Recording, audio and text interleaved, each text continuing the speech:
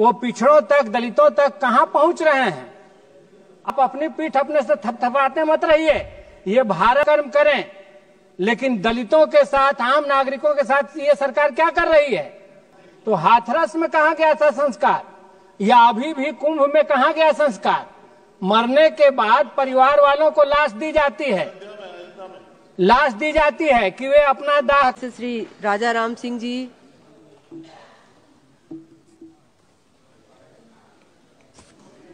सभापति महोदय, मैं राष्ट्रपति के अभिभाषण पर जो धन्यवाद प्रस्ताव पेश हुआ है उसके खिलाफ में बोलने के लिए खड़ा हूँ।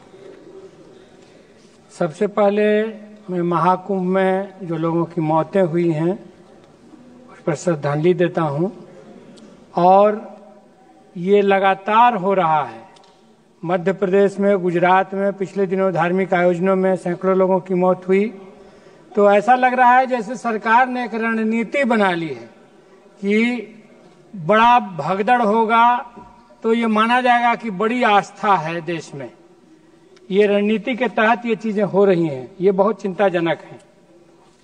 पिछली बार सदन में बहस चल रही थी संविधान पर, प्रधानमंत्री जी काफी तैयारी के साथ आए थे और कैसे अंबेडकर के पक्ष में हमारी पार्टी रही है और नेहरू ने कैसे अवमानना की है, इसकी विस्तार से चर्चा कर रहे थे। लेकिन राज्यसभा जाते जाते दिल की बात जुबान पर आई, ये क्या करते रहते हो अंबेडकर अंबेडकर अंबेडकर अंबेडकर। ये बात सेकंड नंबर की कुर्सी पर बैठने वाले एक मंत्री ने कही। तो बात वो जुबान नहीं फिसली, वो असल में दिल की बात जुबान पर आ गई। तो पूरा पोल खुल गया। हम आपसे कहना चाहते हैं कि आज देश में 13 महीने तक किसान आंदोलन हुआ, 750 किसान मर गए। सरकार को इसी सदन में अपने द्वारा पारित कानूनों को वापस लेना पड़ा और उसके बावजूद अभी एक दूसरे रास्ते से सरकार NPFAM के तहत एक पॉलिसी लाने जा रही है, national policy framework on agriculture marketing, जिसके तहत उन्हीं कानूनों को छद्म रूप से लागू करने की कोशिश है। किसानों के मार्केटिंग पर बहुराष्ट्रीय कंपनियों को हावी कर देना है, किसानों की खेती को कॉरपोरेट फार्मिंग के रूप में तब्दील कर देना है और इस तरह से मल्टीनेशनल्स को भारतीय कृषि बाजार पर हावी कर देना है। उसमें न तो PDS से जन वितरण प्रणाली में अनाज देने की गारंटी की बात की गई है और न ही किसानों को MSP देने की बात की गई है। बात हो रही है कि किसान आत्महत्या कर रहे हैं, उन कर्जे में डूब रहे हैं। इससे बचाने के लिए स्वामीनाथन आयोग की सिफारिश के अनुरूप उनको C2+50% देना होगा। लेकिन सरकार अपने इरादे को, छुपे हुए इरादे को बार बार विभिन्न तरीके से लाने से बाज नहीं आ रही। और हम ये कहना चाहेंगे कि ये रोकना पड़ेगा। मैं कुछ अपने क्षेत्र के मांगों को उठा करके फिर इस बात पर आऊंगा। हमारे यहाँ बिहार में अभी जो राशि गई, बिहार के कुछ सांसदों ने कहा कि बिहार के लिए बहुत सरकार कर रही है, आज तक विशेष राज्य का दर्जा नहीं मिला है। जो पिछड़े हुए राज्य के नाते पैसे जा रहे हैं वो पिछड़ों तक, दलितों तक कहां पहुंच रहे हैं। अभी एक सर्वे हुआ पिछले साल जब नीतीश बाबू इंडिया गठबंधन के साथ थे, तो 34% लोग ऐसे हैं जिनकी आमदनी माहवारी 6,000 से भी कम है। 10,000 आमदनी वाले 63% हैं। तो ये सवाल उठ गया है कि जो पैसा जा रहा है वो जा कहां रहा है। तो इसीलिए मैं कहना चाहता हूं कि बिहार को विशेष राज्य का दर्जा दीजिए। और अभी जो आप सोन नहरों की लगातार उपेक्षा कर रहे हैं, अंग्रेजी राज में बने थे वो, और बिहार की कृषि अर्थव्यवस्था को, देश की कृषि अर्थव्यवस्था को वो काफी देते हैं, ऐड करते हैं। इंद्रपुरी डैम की मांग पुरानी है, उसको आप पूरा करिए, सोन नहरों का आधुनिकीकरण करिए।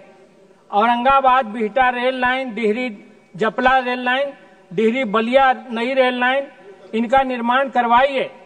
दाऊद नगर और डिहरी को आज के हर जगह प्रशासन की एक सुविधा की मांग हो रही है, तो जिला बनाने की बात है, सुअरा हवाई अड्डा बनाने की बात है और दुधैला में, डेहरी में मेडिकल कॉलेजों को ठीक करने की बात है, नया बनाने की बात है। सोन नहर में सुपर बिजली ग्रिड बनाने की बात है।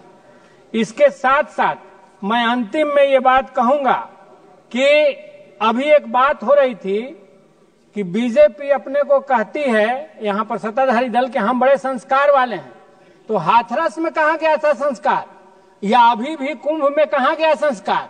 मरने के बाद परिवार वालों को लाश दी जाती है कि वे अपना दाह कर्म करें, लेकिन दलितों के साथ, आम नागरिकों के साथ ये सरकार क्या कर रही है? ये लाश छुपाने में लगी हुई है। जो डबल इंजन की सरकार, डबल बुलडोजर बन करके जो कल मुसलमानों का घर तोड़ रही थी, आज वो लाश छुपाने में जेसीबी को उसने लगाया हुआ है। यही उसका काम बन गया है। तो हम कहना चाहते हैं कि संस्कार की बात आपके मुंह से शोभा नहीं देती है, और जो आप तमिल काशी संगम पर पीठ ठोक रहे हैं कि देखिए हम सांस्कृतिक एकता के पक्ष में खड़े हैं, तो आप क्या खड़े होइएगा? आपने तो इसी सदन से सुप्रीम कोर्ट में एफिडेविट दिया कि सेतु समुद्रम नाम की कोई चीज नहीं थी, ये राम रावण युद्ध कभी हुआ ही नहीं, इसलिए ये बेकार की बातें हैं। ये सुप्रीम कोर्ट में आप ही की पुरानी सरकार ने एफिडेविट देकर के कहा है। तो जहां पर कॉर्पोरेट हितों से मामला टकराता है, वहां पर आप आस्था के बाद पीछे छूट जाता है।